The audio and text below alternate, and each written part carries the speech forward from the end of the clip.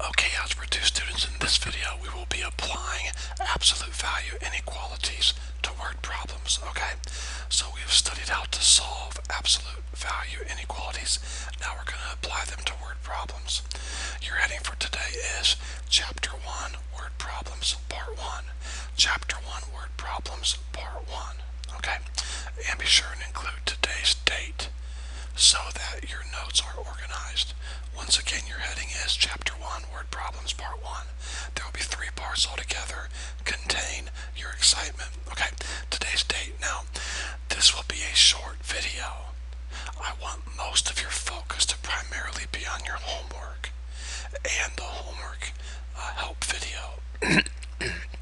Having said that, I'm going to give you one example in this video and then turn you loose on your homework. A word of warning: you will be frustrated with some of the word problems. Relax. Watch the help video. Let it do its job. Don't get angry or mad. Relax. Watch the video. Rewind the problems that are a little confusing and watch them again. That's what it's there for. As you work more of these types of word problems and watch the help video, you will understand them more and more. Let's get started. In order to make weigh in, that's a certain amount of weight a wrestler has to fall in a certain category. And by the way, I have no idea if this is accurate. I totally made this up. A wrestler must weigh between 135 and 142 pounds. Got it?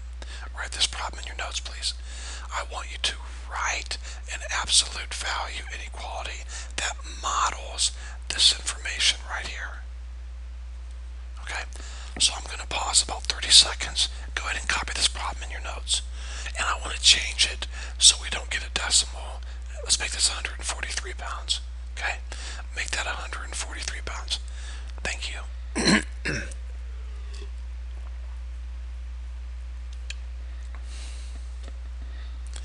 In order to make weigh in, a wrestler must weigh between 135 and 143 pounds. Write an absolute value inequality that models this information.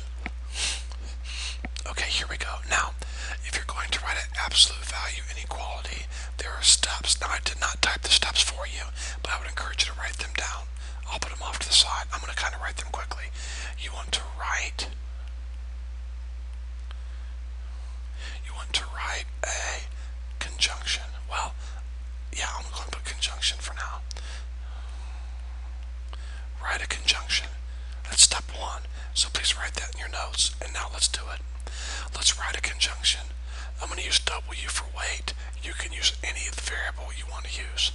The weight must fall between these 2 pounds.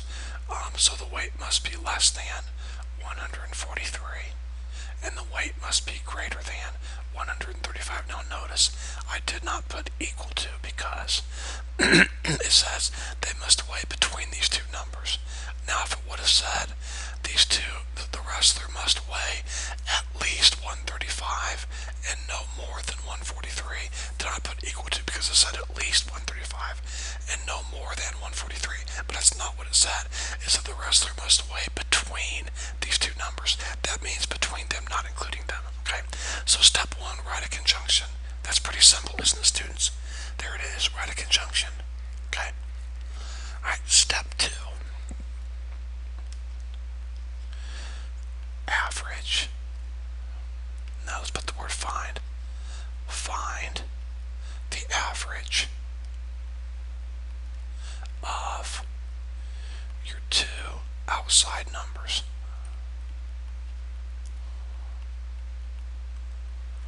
And subtract this average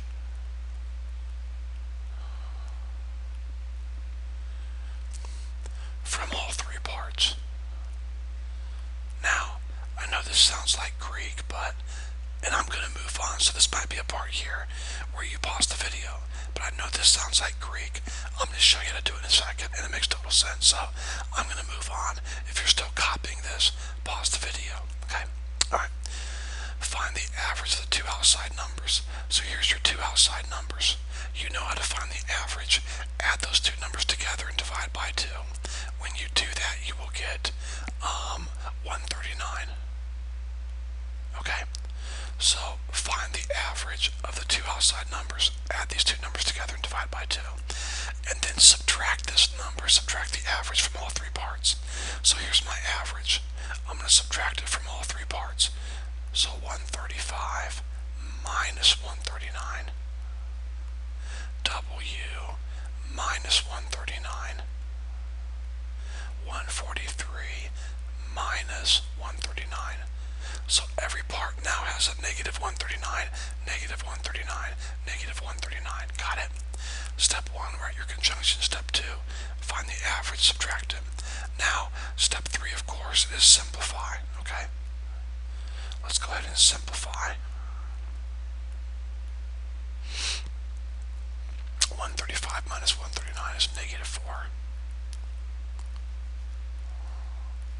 W negative 139, there's nothing you can do to simplify that. 143 negative 139 is 4. Okay, there we go. And then lastly, the last step is write your absolute value inequality. You guys know I definitely can write a lot better than this. I'm not trying to. I'm trying to hurry, okay? Now, Mr. Earhart, how do we go from here to an absolute value inequality? Well, I'm glad you asked. Let me show you. Let's say I have this right here. If I had x minus 5 is less than 10, I've taught you how to solve that, remember? How to rewrite it. First, make sure the absolute value is isolated, and it is.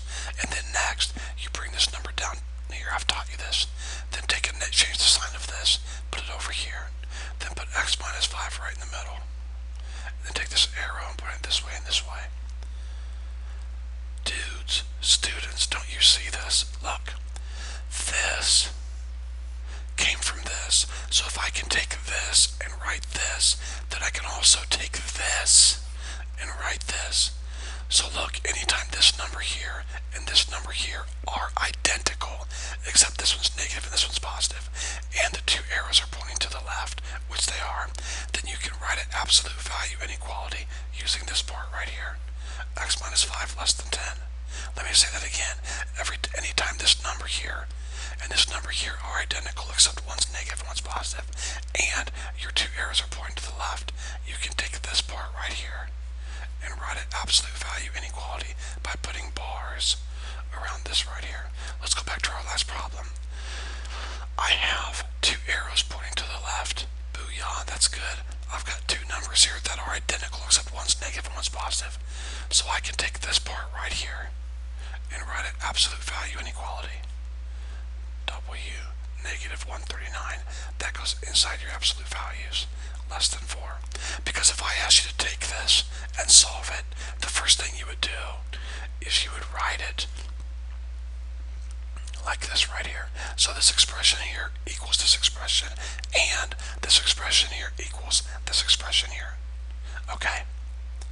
Look it over. Easy steps. Write a conjunction, find the average of the two outside numbers, and subtract this from all three parts. Simplify and write your absolute value inequality. And remember, I'm not trying to force just facts on you, but you do not have to understand what I said here in order to do this. You can also just memorize it. You take this part here and write the absolute value. Some of you will understand it, some of you won't. Now, having completed that problem, I want to now address tonight's homework. The first 3 or 4 problems are nothing like the ones in the notes tonight. That's okay. Use your homework like it's notes, okay? Watch how I work the first 3 or 4 problems. See if you understand them. If you don't freak out. Listen to me. I'm a firm believer in giving you tough thinking homework problems, okay? I believe in that, okay? But I test you and quiz you very reasonably. So don't start doing the homework and start saying, I can't do this. I'm going to go to track 2. Look, you all can do this. Relax. Watch the homework video and realize I will test you and quiz you very thoroughly and tough, but very reasonably. effectively. Okay, alright. I hope this video has been helpful to you. If you have any questions, don't hesitate to call or